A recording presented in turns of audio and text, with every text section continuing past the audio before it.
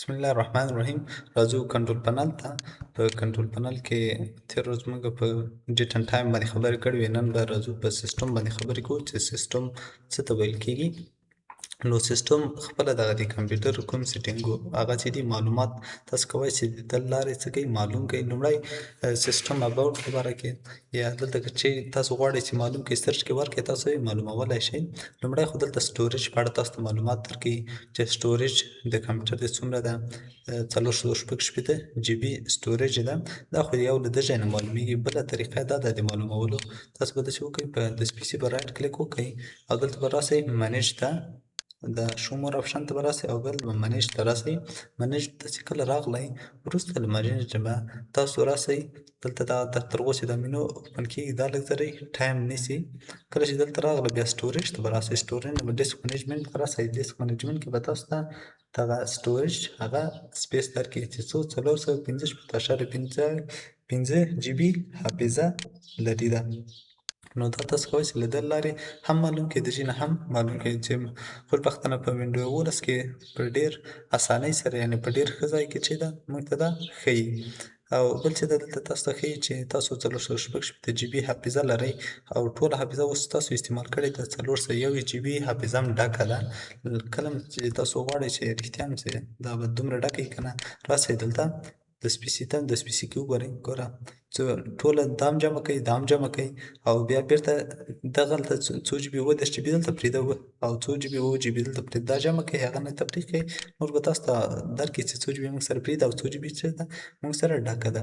بل ګرافیک کارډ یا ډیډیکیټ میموري څو جی بي ده 2 جی بي په دم په ډیټیل سره خبرې کړي دي چې څنګه موږ کولی شو یو کمپیوټر واخلو او د هغه کې ګرافیک کارډ څه دندې لري په دم خبرې کړي. خو بیا هم لنډ داسې درته وایم چې ګرافیک کارډ چې ده د ډیزاین پروګرامولو لپاره ډېر مهم او اړین ده. که چېرته ګرافیک کارډ یا ډیډیکیټ په کمپیوټر کې موجود نه وي نو ستاسو کمپیوټر به څه وي دغه ډیزاین پروګرامونه به کې هېڅ کار نه کوي او که کار هم کوي ډېر لوډ به کوي او ډېر به هم فازه به وي.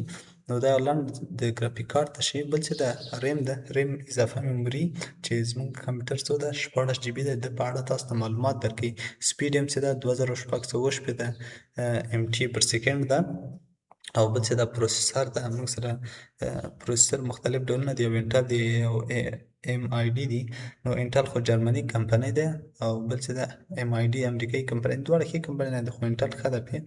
بیا دلته کوریا درته ښیي چې کمپیوټر کوریا په اړه معلومات درکوي چې کوریا څه ته ویل کېږي. کوریا آی 7 یعنې مطلب دا چې اووه پروګرامونه په دغه کمپیوټر کې که یو ځل هغه وي رن وي یا اوپن وي نو دا کمپیوټر به ښه کار کوي. کله چې 8 سي نو ستاسو کمپیوټر به ډېر لږ لوډ کوي. بیا به لږ داسې نه چې ویښ کار نه کوي کار کوي خو لوډ به کوي درسره. څویم جنریشن ده د منفي نه دوه ته کوم هغه چې راغله دا د جنریشن علامه ورکوي. او بل دلته رینیم د سپیسي که چېرته د سپیسي یعنې دغه کمپیوټر ته د کوم نوم ورکوي. اوس ما خپل کمپیوټر ته محمدي نوم ورکړی ده. اوس که چېرته غواړئ ته دلته احمد محمود نوم ورکړئ د سپیسي ته راسه دلته خپل نوم دی او ار سی سی هغه ورته انتخاب کړه اوکې کړه نیکسټ دا زه ونه غواړم چې تبدیلي کړم نو تاسو څه کوئ هغه خپل د کمپیوټر نوم تبدیلوی شئ. لیټیټیوډ جنریشن هغه ماډل یې درکوي 459 د کمپیوټر ماډل ده. همداسې نور د هغه یې درکوي چې ورته د ډیوایس سپیسیفیکشن یعنې دغه کوم معلومات چې دغلته دي د ده غواړي کاپي واخلي کاپي کوي بل ځای کې ورډ اکسل یا کوم ځای کې غواړي نوټ پاډ کې دا اډ کړي یا کافي کې چې ستاسو سره دغه معلومات ذخیره وي چېرته ته ذخیره کولی شي. لومړی د ډیوایس نوم درکوي د کمپیوټر چې محمدي په نامه کمپیوټر ده. انټل که پروسیسر انټل ده. کوریا 7 ده 8م جنریشن ده او دا 2060 یا 2.6 جی هرتز هغه ده مطلب تیزوالی. او بل چې دا انسټال ریم 16 جی بي انسټال ده او تر اوسه یې اوس استفاده شوی 15.8 د استفادې په حالت کې ده. او بل چې دا ډیوایس آی ډي ده آی ډي یې دا ده او پروډکټ آی ډي یې دا ده. سیسټم ټایپ یې 4 بایټه موږ کې انسټال کړی. موږ ویلي وو چې موږ وینډوز لرو په هغه کې یو 32 بایټه دی او 4 بایټه 32 بایټه کې بیا هغه پروګرامونه د ډیزاین کار نه کوي ځکه هغه جوړ شوي 4 بایټه دی. نو تاسو باید کمپیوټر کې 4 بایټه انسټال کړئ. بیا دلته تاسو ته ښیي چې فین اینډ ټچ سپورټ وذ 10 پوینټ ټچ پوینټ یعنې مطلب دا تاسو دلته ښیي چې تاسو کمپیوټر ټچ ده که نه.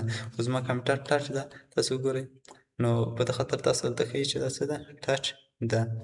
بل دلته وینډو سپیسیفیکیشن درته ښیي چې کومه وینډو کې انسټال وینډوز 11 پروفیشنل وینډو ده چې بیا موږ وینډو 11 کې پروفیشنل ایجوکیشن یا انکرپشن یا نور د هوم وینډوګانو لرو. بیا د هغه ترمنځ موږ فرقونه واضح کړي دي چې کومې فرقونه دي، لکه لنډ غواړو چې تاسو فرقونه درشي کړم. دلته پروفیشنل چې ده هر پروګرام په ډیر ښه ډول او هر هغه ته لاسرسی ته دکې پیدا کولی شي.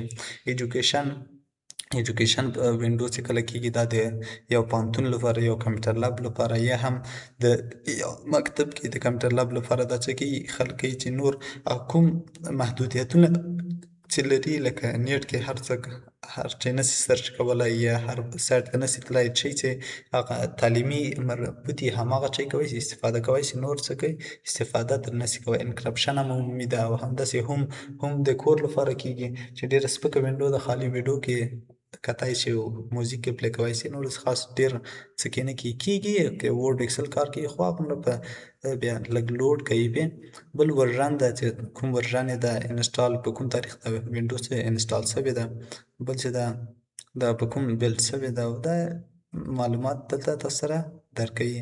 او پروډکټ کی اکټیویټ چې کوم هغه پروډکټ کی یا کمپیوټر دې کوم وخت اکټیویټ کړی، که چېرته اکټیویټ نه وي دلته بیا تاسو سره سره علامه وي، نو هغه بیا چېرته تاسو به اکټیویټ کوئ. نو دا به د کمپیوټر کې د سیسټم لنډ هغه، نور دا هغه مهمه نه دی. ډیوایس منیجر خو بیا هلته والخیر وایو په سټارټ منو کې ډیوایس منیجر جدا موضوع ده، دکې مختلف هغه دي، دا بیا راځي په کنټرول پنل کې به د جدا خبرې کوو. نور نو او دلته پاتې بیټ لاګر او د ریموو ډیسکټاپ باندې دا انشاءالله په کنټرول پنل کې جدا بیل مباحث دي، په دو باندې بحث کوو. نو دا په سیسټم کې لنډه تشریح د سیسټم باره کې چې سیسټم کوم خصوصیت لري، تاسو کولی شئ له ده نه هغه خصوصیات یې معلوم کړئ. نور مو په لوی الله تعالی سپارم.